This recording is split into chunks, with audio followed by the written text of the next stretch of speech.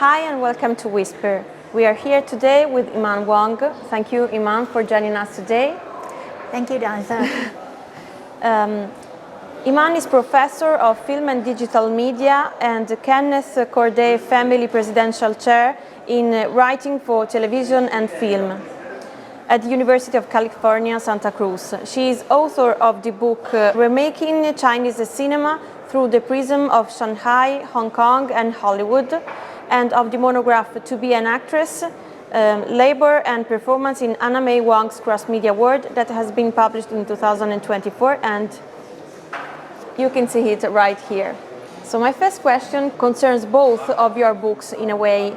In your first book, you focused on the art of cross-Pacific film remaking between Hollywood, Shanghai and Hong Kong from the 1920s to the present day, and you emphasized how the practice of remaking entails a process of negotiation with the cultural other, excluding domestication to explore self-organization. It seems that the same contradiction between admiration and refusal for the cultural other that you've acknowledged concerning cross-Pacific film remaking was kind of embodied by Wang's life-career path. Could you say a few words about such discourse and Wang's case study? Yeah, thank you, Elisa, for having me. I'm really honored to be with you to talk about both of these books to start out with. So I have to say you really sensitively tuned to both of these books and the core of both of these books, because I am really interested in thinking about self and other not as a binary, but rather as this mutually constitutive couple. So then in my first book, when I look at, essentially it's a book rethinking what is Chinese cinema, to what extent it's a national cinema, but then to what extent the whole idea of national cinema is very much under construction, and it might be a master concept that some people aspire for, but then that construction of the national cinema and the sort of, let's say, the self of the national cinema is always predicated upon interacting with what's perceived as the other, right? So in this case, it would be Hollywood productions that were very popular in the early 20th century in China. So then in that book, I really thought through how the self of the Chinese cinema could not have become possible and could not even have been conceptualized without in interaction and oftentimes also in conflict with the other, which is the Hollywood film, but along with some other Western film cultures that were very popular in China. So then with the more recent book on Anna May Wang, I want to think about Anna May Wang's authorship. But then it's kind of authorship which is something that I phrase in terms of her reiterative signature performances. So then in order to think about that, I want to really work through her relationship with Asian American identity, which is something that's more taken for granted after the civil rights movement. But because Wang was mainly active prior to civil rights movement, that kind of Asian American identity could not be taken for granted, right? So as a result of that, her performance of whether it's race or gender, or oftentimes, compounded race-gender stereotypes, right, becomes important, an important site for us to understand how she works through her own identity in this interstitial space between, the so-called Chinese ethnicity and her American citizenship and upbringing. So in both of these books, I would say the through line is precisely to think about how whatever self-identity we're thinking about could not become possible without being exposed to and getting into relationship, oftentimes conflicting and negotiating relationship with the other. As you have correctly stated in your book, other scholarly works before yours have focused on Wang's life and career, yet, and I quote, without an overarching engagement with her career trajectory across multiple media platforms, geopolitical locations and historical periods, end quote. As opposed to such works, you have faced a double challenge, since not only you kind of got rid of Wang's star persona in order to focus on her as a working woman in the film industry, but you also rejected both victimology and triumphalism concerning the struggles that she had to face as a Chinese woman working in a tough Western industry. How did you pursue and eventually achieve such ambitious goals during your research? Yeah, well, I guess you could call those ambitious goals, but for me, those are really necessary dimensions to take into consideration in order to fully understand Anime Wang's legacy. And, basically her significance is not only in her stardom, right? So if we simply do cherry picking of her films, we can perhaps focus on some of the films in which she was the leading actress, the so-called star, right? But then those would be just a very small percentage of her work. So I think it is necessary if we want to understand Anime Wang as a racialized and hypersexualized Chinese American actress working, as you say, in white male dominant film industries and also the entertainment industries more broadly, right? So it is important to really think about what she had to negotiate, which means that when she actually takes up supporting roles, or when she entered Hollywood as an extra, and for several years she played in a number of films as uncredited extras. So those are important moments, not only for honing her skills, so that she eventually would have a breakthrough, right? That would be the kind of conventional success narrative we would have, sort of the analogy of from rags to riches, right? So we would have a triumphant stardom narrative, or we would have a triumphant narrative of how she was being victimized by her times, but then in our age of enlightenment, now she gets her due, she gets her justice, right? So that's another mode of triumphalism. And I really want to depart from those kinds of narratives and refuse to settle with this kind of like easy solution, whether it's presentism or whether it's by celebrating her stardom alone, right? So that sort of got me into the weeds because I need to look at her less documented, sometimes scarcely documented career moments when she started as an extra, or when she was, flitting across the screen, as a supporting actress, or when she played in some of the comedies in the 1920s, right? And I really think those are important dimensions, the way that I think of her life career as a mosaic, right? So that the mosaic has many facets, including her being the leading lady on the center stage, but also must include her, pulling her weight, making her efforts, and framing the central story, the white central story, from the margins, and at the same time also destabilizing the white central story, right, from the margins, and also oftentimes from off the screen, right, on the set and so on. So for me, all of those facets need to come together, and they're not to be subsumed to each other. In other words, I'm not saying, oh, she spent some time honing her skills as a supporting actress, and then gradually she builds everything up into this glorious stardom, and then we have a happy finale of everything, right? Because her life career really goes up and down through so many peaks and then down, peaks and down, right? So it's important for me to really think of that kind of episodic life career, and to think about this resistance of a simple path success story. Yeah. I totally agree with you. We should focus more on small episodes of the career of big actors and actresses in order to really understand their work and their career path, and their also their impact on the coeval society. So That's really important. This edition of the Giornate del Cinema Muto features a beautiful retrospective on Anna May Wong. Which of the films that have been already screened or that will be screened in the next few days during this edition do you consider as the most representative of Anna May Wong's work, and why? Yeah, I guess my answer to that question might be a little, hopefully would not be seen as a cop-out, because I kind of don't want to, like, based on what I said earlier, right? For me, it is very important to look at so many different facets of a career.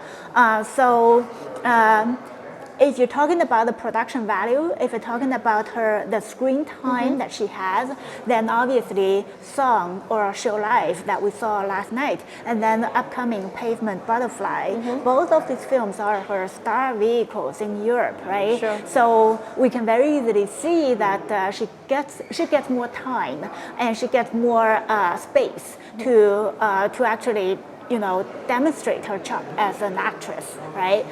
But are they representative of her work? Well, if you're thinking about the much larger number of films in which she plays the supporting roles, then these are her highlights in her life career.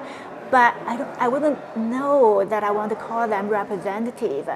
And then if we flip to the other side, when she plays a number of supporting actresses, right, as the mistress, as the maid, oftentimes these two roles are just like the two sides of one coin. You know, one is a euphemism of the other.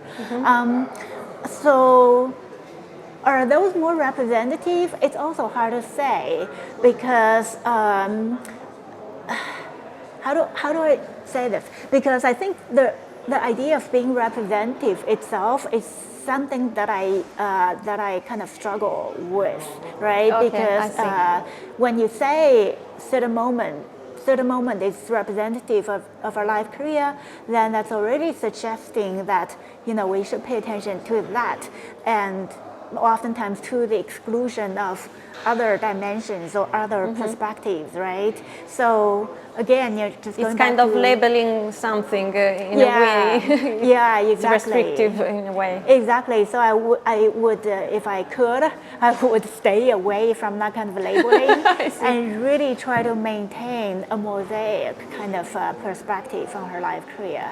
So, even more difficult question, which one of Anna May Wong's whole career films is your favorite, if you can choose one? Yeah. I don't know that I have an entire film that is my favorite, but take Song or Show Life last night, for instance. I love that film, but I also really struggle with that film because it's such a sadist kind of narrative, right? Yes. I mean, as far as the narrative goes, it's doomed. She's doomed. And, you know, I fight against that film as much as she fights against it within the film. But my favorite moment in that film is when you know, you remember the kind of like early in the film, she grabbed this billboard of the white man's white girlfriend, right? The billboard has the white girlfriend's portrait on it, and then she grabbed that billboard and was using it as a table. And then she realizes, and May Wong's character, Song, realizes that, you know, this white guy, no matter how much she herself has been servile to him, that guy's heart is always going to be with the white woman, right? So in a fit of rage, she smears, right? She destroys this white woman's image and throws away the rag, the mop or whatever, right?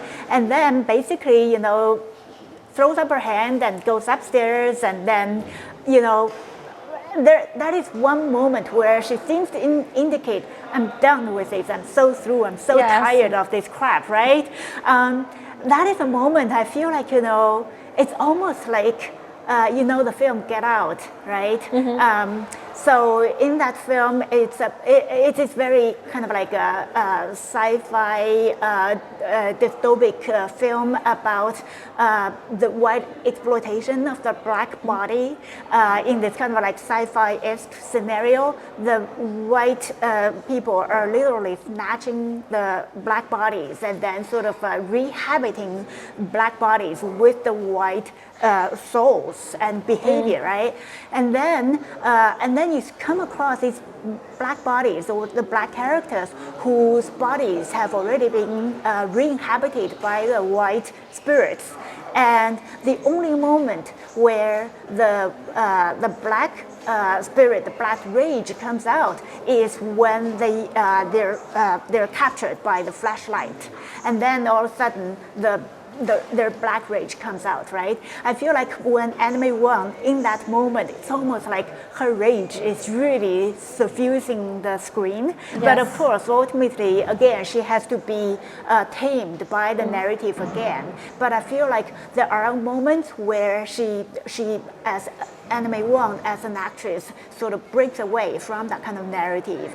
And, you know, that's a you know, basically there is a side story or an alternative narrative that could have become possible, maybe not in that particular film, but that kind of alternative story that could have been possible. I would like to see that being fleshed out again, you know, to become, you know, again possible. Yeah. I see. I was a bit disappointed by the end of the film because I did not expect a happy ending, but somehow I would have expected or preferred the end if she would have killed herself, as if to punish the white man that couldn't appreciate her or along her life. So that's another kind of way of taming her, I think. Yeah, because finally she dies like the most silly young girl in a 19th century melodrama. Yeah, so it's a bit disappointing on that side, I would say. Yeah, and it's beautifully shot, right? You see the halo lighting effect and the close-up on her face, and you see the tears streaking down. But, you know, before she dies, her last word to us is the concern for the man. You know, basically she says, "Oh, I'm so glad your eyes are better," right? So it's that kind of a taming process, right? I think, you know, there is something much more explosive in her that I would like to see that to be fleshed out. Yes, I see. See, and I agree with you. As an Asian film scholar working in the North American academic environment, I can imagine that you could relate to Anime Wang's path in a way.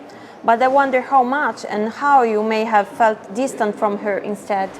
Yeah, that's a really great question because, you know, I like to say that I worked with Anime Wang for 20 years, and then the result for both of us, it's a collaborative relationship, right? It's this book.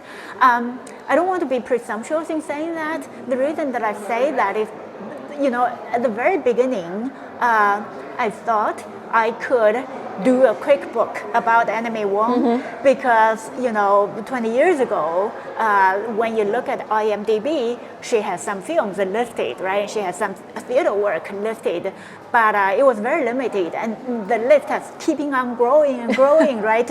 Even 2 days ago, I found out another film that she actually, a comedy actually, she played in. So it's, so in other words, as I dived deeper and deeper into the archives and into the layers of historical depth, I realized that I'm not simply writing a book about Anime Wang and her life career. It is really me entering a working relationship with her. Like I really feel like I have to work with her in order to tease out the layers of experiential, you know, the experiences that she had with all these different film industries and entertainment industries in the U.S. and Europe. Yeah, so where I distance from her, and that is very important because I am not Anime Wang, and I was not born in the U.S., right? And I was not born during the Chinese exclusion era, right? So our times are very different. Our experiences are very different. So I think it is important that I do come to her story, I do come to her experience with my own migratory experience, which is, my home. My parents are still in China, and I crossed the Pacific. She crossed the Pacific once. I probably crossed the Pacific, annually, something like that, or even more. You understand? Yeah. So I guess the distance is inevitable. But how do I theorize that distance? I don't know yet. But I do know that there is something. I do know that there is something there that we are very different. I have to think more about it, but that's a great question. Now some questions about your relationship with the academic system and the film studies environment. What brought you to do this job? Well, I'm teaching in the Department of Film and Digital Media at University of California, Santa Cruz. So that is a job that I've been holding since 2007. No, wait, 6. Wow. 2000, no, 7 or 6. Anyway, around there. So how did I come to this job? I guess I graduated from Duke University in the graduate program in literature. It's called literature, but it's really just a program in critical theory, and people work with very different objects. Some people work with literature, some people work with, like me, with films and media, and some people work with more purely theoretical things, right? So then after that, I sort of I did 2 postdocs. One was at Haverford College, it was a Mellon postdoc, and then one was at UCLA, it was a global fellowship, essentially a postdoc position. Then I came to UC Santa Cruz in the film and digital department, digital media department. So I am very grateful that I was recruited into it, because my training in film studies is somewhat unconventional, right? Because Duke University is a graduate program in literature, essentially critical theory, right? So it's not like any well-known film departments or film schools as in USC or UCLA or NYU, right? So I'm very grateful that the department sees the importance of interdisciplinarity, which is essentially what I really invested in, by bringing together film and media studies and trans-Pacific studies, diasporic studies. So yeah, that's how I came to this job and stayed. Why does your job matter? Great question. Well, first of all, I think I really enjoy it. I think if I enjoy it, it means that it's a good job and it's meaningful, right? So it matters because we are a public university, and my department is actually huge.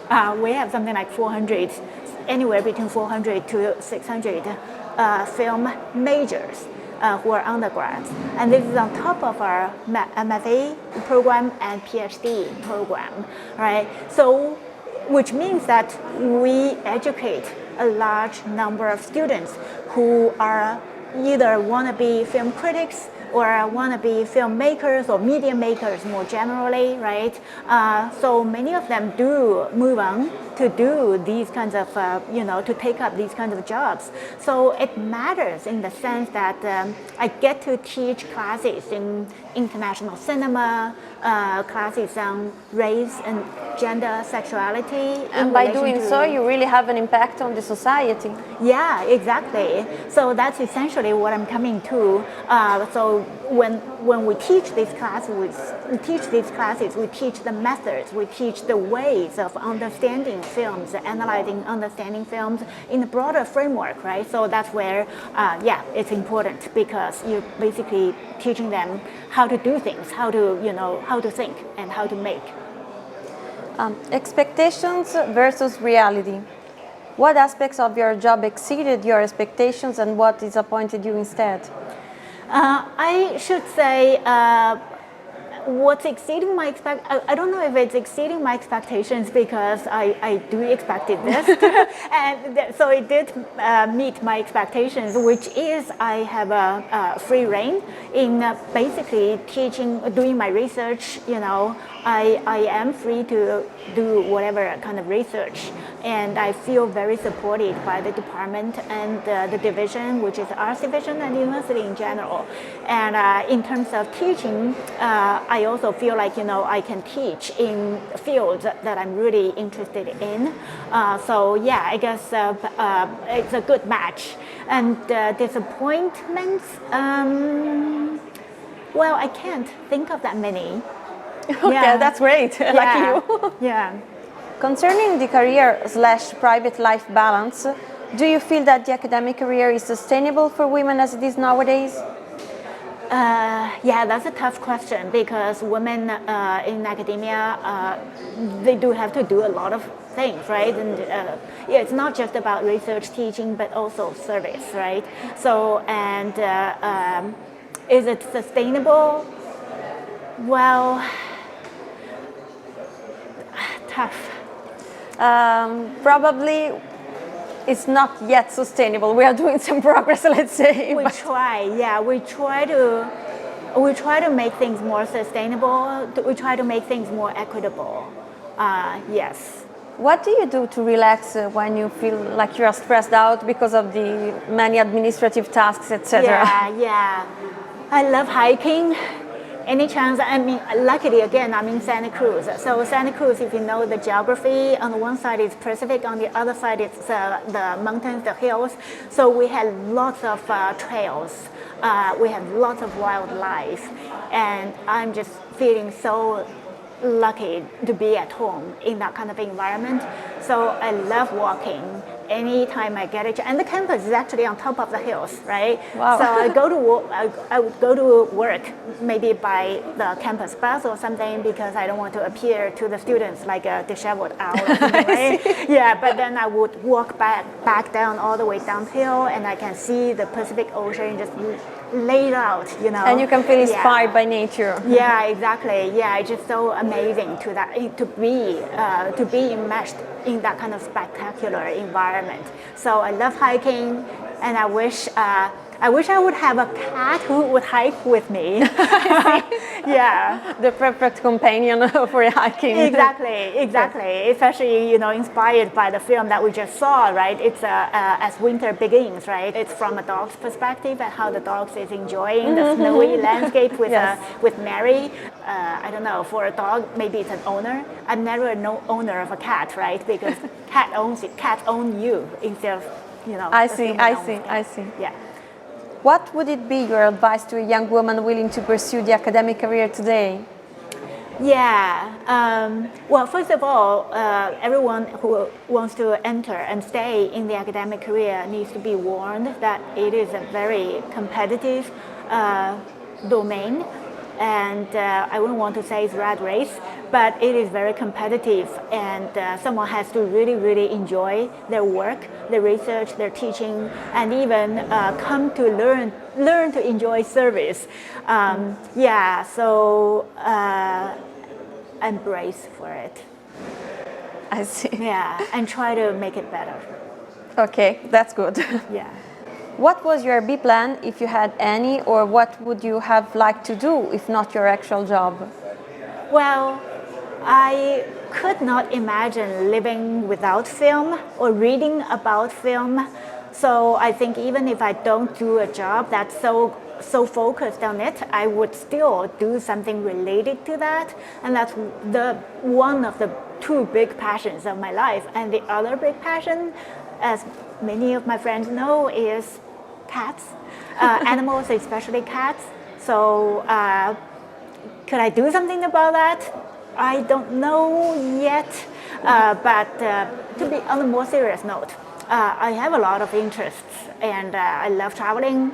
I love doing creative writing, and I think the kind of academic writing, which is what I have been trained to do, that I really enjoy doing, But that's sort of like one facet of me. I really like to carve out space and time so that I can do more creative kind of writing, and I have more time to, let cats be my muse.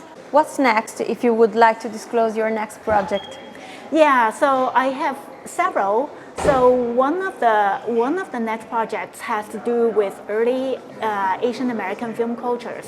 In the early, what I mean is the first half of the 20th century.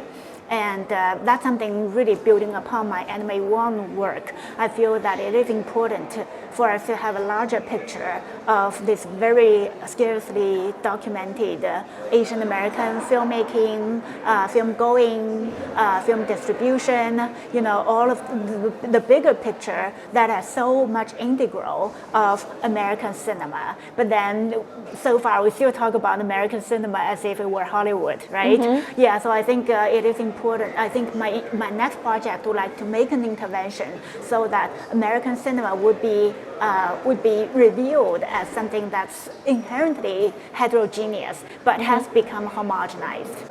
So thank you very much, Yiman, for having been so generous with your answers and for participating in this series of video interviews. Thank you, Eliza, for having me. I really enjoyed it. It's a lot of fun. Thank you. Thank you. And thank you for filming.